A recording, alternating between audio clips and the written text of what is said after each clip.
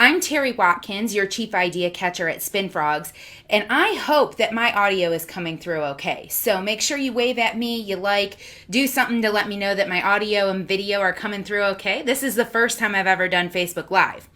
So I wanted to get on today to share with you 3 tips that are going to help you lead through crisis. One thing we need to remember is this crisis is not different than other crisis situations that we've been in before.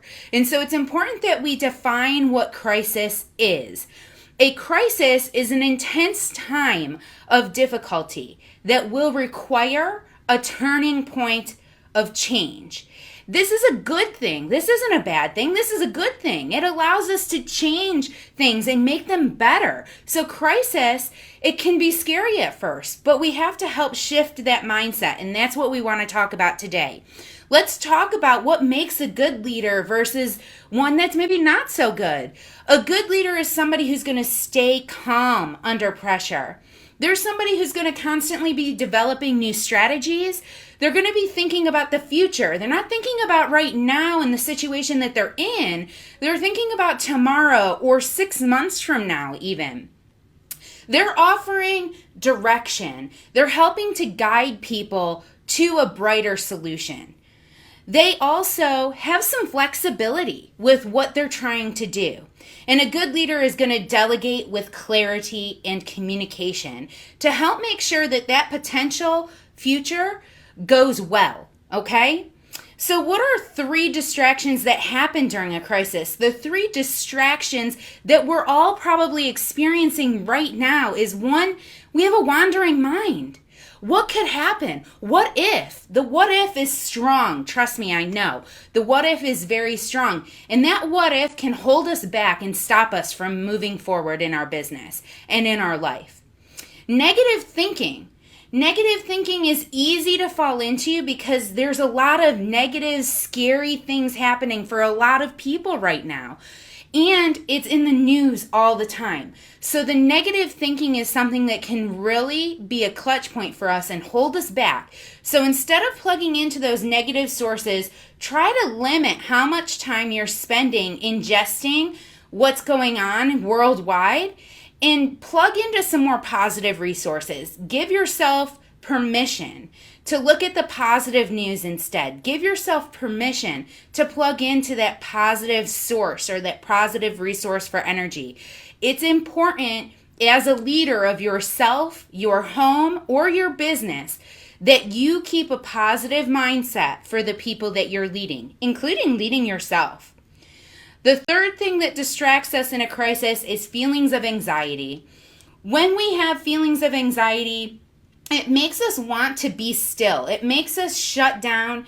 It makes us close off to potential ideas, relationships, or concepts. We have to understand where the anxiety is coming from and take a moment to breathe through that anxiety so that we can come out on the other side, okay? So what are some things that can help us achieve clarity in mind so that we can be a good leader?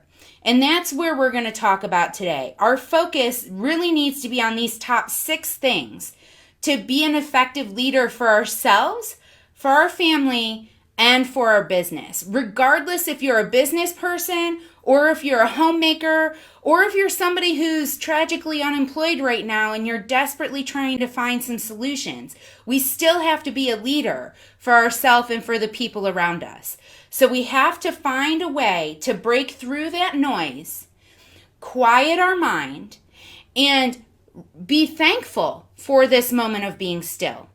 So self-care is the number 1 thing. And we hear self-care a lot, but what does self-care mean? Self-care means giving yourself the permission to do what you need to do for you. If what you need to do today is not answer that email, don't answer that email. If what you need to do today is walk away from the computer and go outside and get some fresh air, go outside and get some fresh air. It's okay. Understand that self-care is important, and if we don't help our minds be clear and be free, then we're really just hurting ourselves.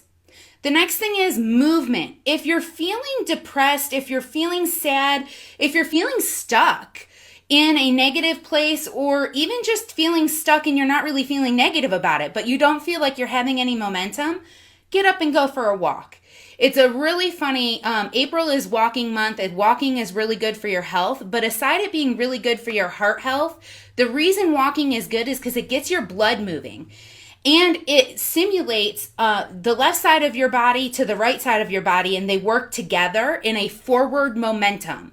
When that's happening, what's happening in your brain chemically is it's unlocking communication from the left and the right side of the brain to make you be unstuck. You're literally walking through whatever challenge you're facing right now. So movement is really important. Number 3, and the thing that's really helped me a lot, is a list.